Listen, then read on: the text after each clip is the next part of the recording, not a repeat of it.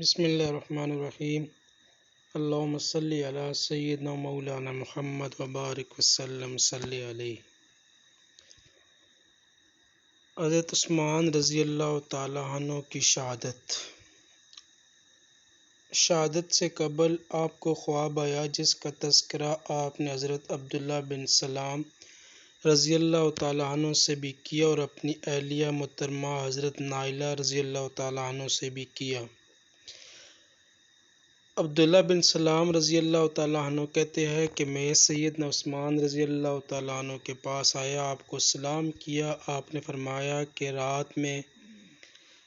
رات میں نے نبی کریم صلی اللہ علیہ وسلم کو خواب میں دیکھا۔ آپ صلی اللہ علیہ وآلہ وسلم نے مجھ سے پوچھا کہ کیا تمہیں معصور کر دیا گیا؟ میں نے کہا جی ہاں۔ آپ صلی اللہ علیہ وسلم نے پوچھا کہ کیا تمہیں ان لوگوں نے پیاسا رکھا ہوا ہے؟ میں نے کہا جی ہاں۔ آپ صلی اللہ علیہ وسلم نے ایک ڈول لٹکایا جس میں پانی تھا، میں نے پیٹ بھر کر وہ پانی پیا، اس کی ٹھنڈک اب بھی اپنے سینے میں پاتا ہوں۔ آپ صلی اللہ علیہ وآلہ وسلم نے فرمایا اگر تو چاہے تو دشمنوں پر تجھے فتح نصیب ہو اور اگر تو چاہے تو ہمارے ساتھ افطار کر لے۔ میں نے نبی کریم صلی اللہ علیہ وآلہ وسلم کے ساتھ افطار کرنا پسند کیا۔ عبداللہ بن سلام کہتے ہیں کہ اسی دن سیدنا عثمان رضی اللہ تعالی عنہ کو شہید کر دیا گیا۔ حضرت عثمان رضی اللہ تعالی عنہ کے گھر کا محاصرہ۔ باغیوں نے سیدنا عثمان رضی اللہ تعالی عنہ کے گھر کا محاصرہ کر لیا۔ یہ محاصرہ 40 دن تک رہا۔ ان دنوں میں آپ مسجد بھی نہیں جا سکے۔ اس دوران بہت سارے جانصاروں نے آپ سے اجازت طلب کی۔ تاریخ دمشق میں ہے کہ سیدنا حسن، عبداللہ بن عمر رضی اللہ تعالی عنہ اجمعین تلوار لٹکائے آپ سے اجازت مانگنے آئے۔ طبقات ابن سعد میں ہے کہ سیدنا ابو ہریرہ رضی اللہ تعالی عنہ بھی تلوار لٹکائے حاضر ہوئے اور اجازت چاہی۔ آپ نے فرمایا اپنی تلواریں پھینک دو، میں تمہارے ہاتھ کسی کا خون ہوتے نہیں دیکھ سکتا۔ مسند احمد میں سیدنا عثمان رضی اللہ تعالی عنہ کی خدمت میں مغیرہ بن شعبہ رضی اللہ تعالی عنہ حاضر ہوئے اور عرض کیا آپ عوام کے امام ہیں، آپ مشکل حالات میں ہیں، اس لیے ہماری رائے یہ ہے کہ آپ 3 باتوں میں سے کسی بات کو اختیار فرمائیں۔ آپ باہر نکلیں، مقابلہ کریں، آپ حق پر ہیں، ہم آپ کے ساتھ ہیں۔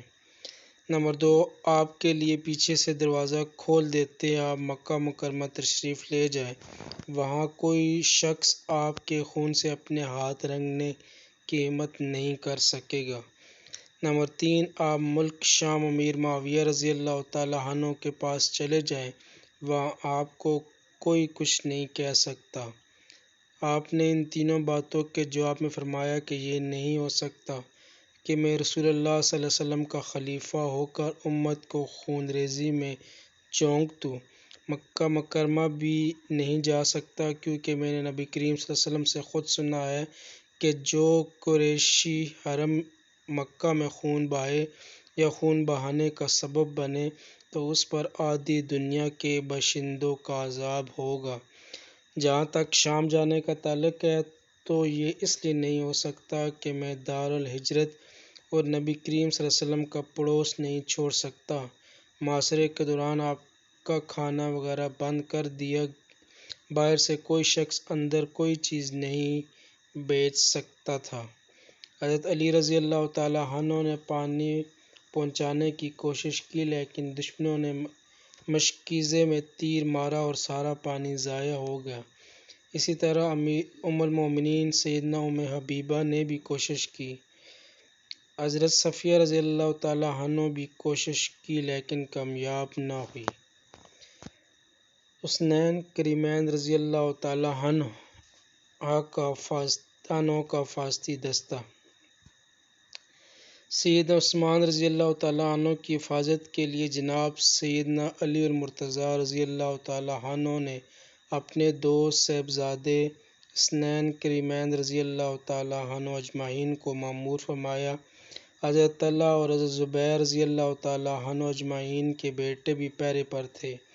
جب آپ کی شہادت ہو گئی تو حضرت علی اور مرتضیٰ رضی اللہ تعالیٰ عنہ نے اپنے دونوں صاحبزادوں کو ڈانٹا کہ تمہارے ہوتے ہوئے دشمن کیسے کامیاب ہو گئے۔ بوقت شہادت ریاض النصرہ میں عبداللہ بن سلام رضی اللہ تعالیٰ عنہ سے روایت ہے، حضرت عثمان رضی اللہ تعالیٰ عنہ وہ خون میں لت پت تھے۔ آپ کی زبان مبارک پر یہ دعا جاری تھی، اے اللہ امت محمدیہ صلی اللہ علیہ وآلہ وسلم کو باہمی اتفاق نصیب فرما۔ بالآخر 18 ذی الحجہ بروز جمعہ آپ رضی اللہ تعالیٰ عنہ کو شہید کر دیا گیا۔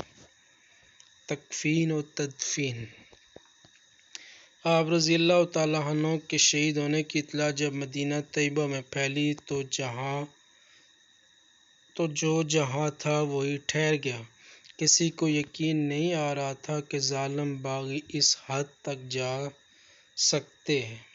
مسند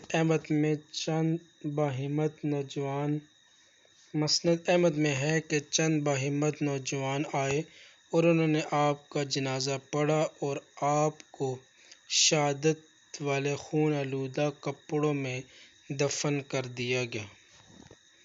حضرت عثمان رضی اللہ تعالیٰ عنہ کا وصیت نامہ امام ابن کثیر رحمۃ اللہ علیہ نے لکھا ہے کہ علوہ بن فضل اپنے والد سے روایت کرتے ہیں کہ باغیوں نے حضرت عثمان رضی اللہ تعالیٰ عنہ کو شہید کر دیا تو ان کے وہاں سے فرار ہونے کے بعد ایک صندوق کو کھولا گیا، وہاں پر ایک چھوٹے سے ورق پر حضرت عثمان رضی اللہ تعالیٰ عنہ کی وصیت درج تھی، اللہ کے سوا کوئی عبادت کے لائق نہیں، وہ اکیلا ہے، اس کا کوئی شریک نہیں، میں گواہی دیتا ہوں کہ حضرت محمد صلی اللہ علیہ وآلہ وسلم اللہ کے بندے اور رسول ہیں، جنت اور دوزخ حق ہے اور روز قیامت اللہ تعالیٰ لوگوں کو قبروں سے اٹھائے گا اور اللہ تعالیٰ وعدہ خلافی نہیں کرتا، میں اس عقیدے پر زندہ رہا، اسی پر مرا اور قیامت کے دن اسی پر اٹھایا جاؤں گا۔ اللہ کریم ہمیں اصحاب اکرام رضی اللہ تعالیٰ عنہ اجمعین کے نقش قدم پر چلنے کی توفیق نصیب فرمائے، آمین۔ قاتلین سیدنا عثمان رضی اللہ تعالیٰ عنہ کا انجام امام ابی سیرن کہتے ہیں کہ میں نے ایک شخص کو دیکھا کعبۃ اللہ کا طواف کرتے ہوئے چیخیں مار مار کر کہتا تھا، اللہ مجھے بخش دے، لیکن یقین ہے کہ تو نہیں بخشے گا۔ امام ابن سیرن رحمۃ اللہ کہتے ہیں کہ میں نے دیکھا کہ اس کی آنکھوں کے ڈیلے نیچے پڑے ہوئے تھے، دونوں بازو اس کے ٹوٹے ہوئے تھے، زمین پر سیدھا وہ نہیں چل سکتا تھا، زمین پر گر گرا کر وہ طواف کرتا تھا۔ میں نے پوچھا کہ تو کون بدبخت ہے؟ اس نے کہا کہ میں وہی بدبخت ہوں جس نے حضرت عثمان رضی اللہ تعالیٰ عنہ کی وفات کے بعد تیسرے دن جا کر تماچا مارا تھا۔ نائلہ رضی اللہ تعالیٰ عنہ نے مجھے بدعا دی تھی، آج دنیا میں میرا یہ حال ہے کہ جہنم کی آگ کا انتظار کر رہا ہوں۔ عبداللہ بن سلام رضی اللہ تعالیٰ عنہ کہتے ہیں کہ میں نے ایک شخص کو دریا کے کنارے پر دیکھا، پانی کے قریب پیپ پڑے ہوئے کہتا تھا، النار النار النار، آگ آگ آگ۔ میں نے کہا تجھے کیا ہو گیا ہے؟ کہا میں وہی بدبخت و کمینہ ہوں جس نے نائلہ رضی اللہ تعالیٰ عنہ کی انگلی کاٹی تھی اور مجھے حضرت عثمان رضی اللہ تعالیٰ عنہ نے بدعا دی تھی، آج دنیا میں مجھے یہ آگ لگی ہوئی ہے، میں جہنم کی آگ کا انتظار کر رہا ہوں، پتہ نہیں کیا بنے گا۔ شہادت کے تیسرے دن ام حبیبہ رضی اللہ تعالی عنہ کا خطبہ۔ سیدنا عثمان بن عفان رضی اللہ تعالی عنہ کی 3 دن تک لاش پڑی رہی۔ تیسرے دن حضرت حیدر کرار رضی اللہ تعالی عنہ نے بھی ایک خطبہ دیا۔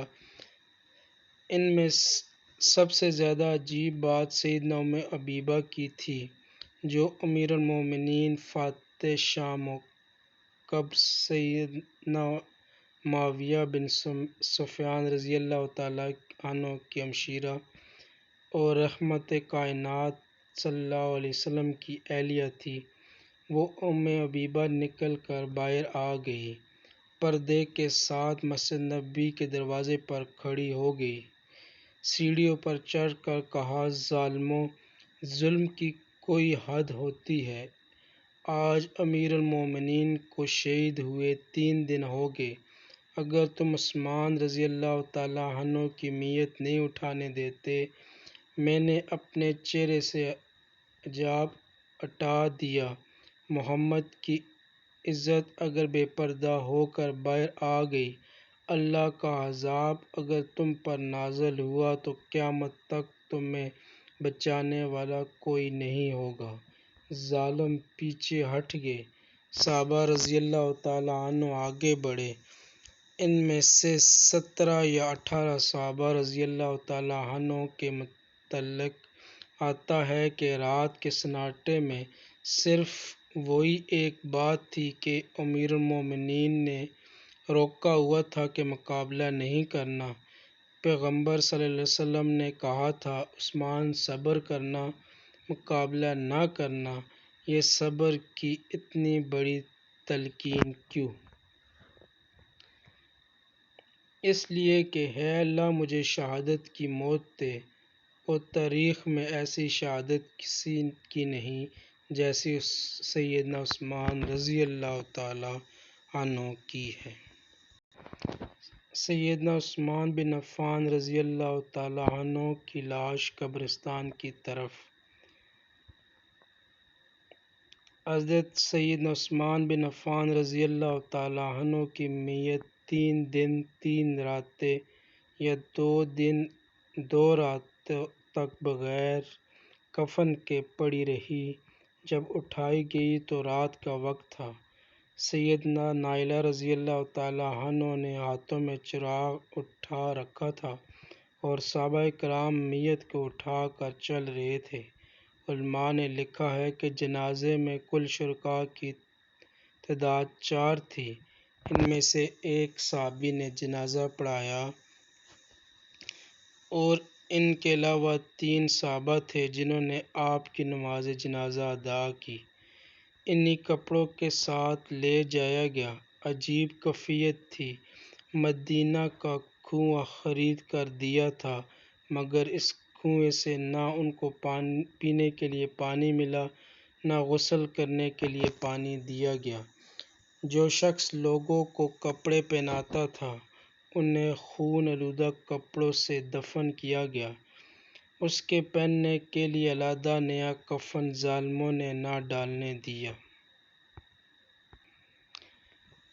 سیدنا عثمان رضی اللہ تعالی عنہ کا جنازہ مدینۃ رسول صلی اللہ علیہ وآلہ وسلم کی گلیوں میں، جس گلی سے گزرتے تھے، ظالموں نے اس سے پتھر برسانا شروع کر دیے۔ ہر گلی سے پتھر برس رہے تھے۔ ایک روایت میں آتا ہے کہ اتنے پتھر برسے کہ ان کی وجہ سے چارپائی کا ایک بازو ٹوٹ گیا۔ حضرت نائلہ رضی اللہ تعالی عنہ نے اپنے سر کا دوپٹہ پھاڑ کر دیا جس سے اسے باندھا گیا۔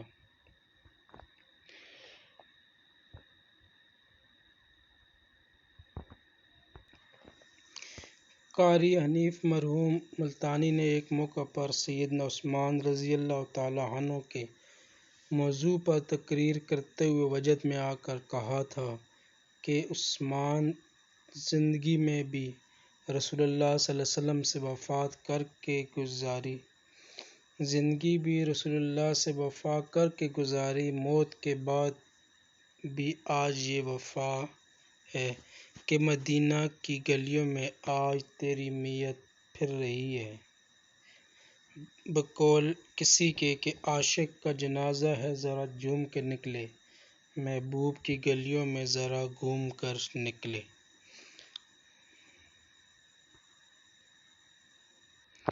روضہ رسول صلی اللہ علیہ وآلہ وسلم کا سایہ۔ جن لوگوں کو اللہ نے مدینہ دکھایا ہے وہ دیکھ کر آئے ہیں کہ شام کو جب سورج ڈھلتا ہے مغرب کی طرف تو نبی کریم صلی اللہ علیہ وسلم کے روضہ اطہر گنبد خضرا کا جو سایہ ہے سیدھا وہ حضرت عثمان بن عفان رضی اللہ تعالی عنہ کی قبر پر جاتا ہے۔ یہ عجیب کیفیت ہے کہ زندگی بھی نبوت کے ساتھ، موت بھی نبوت کے ساتھ۔ زندگی سعادت کی ہے، موت شہادت کی ہے۔ اللہ سیدنا عثمان رضی اللہ تعالی عنہ کے درجات میں اور اضافہ فرمائے۔ اللہ ان کی عظمتوں کو اور دوبالا فرمائے۔ اللہ تعالی سیرت عثمان رضی اللہ تعالی عنہ پر ہم سب کو عمل کرنے کی توفیق عطا فرمائے۔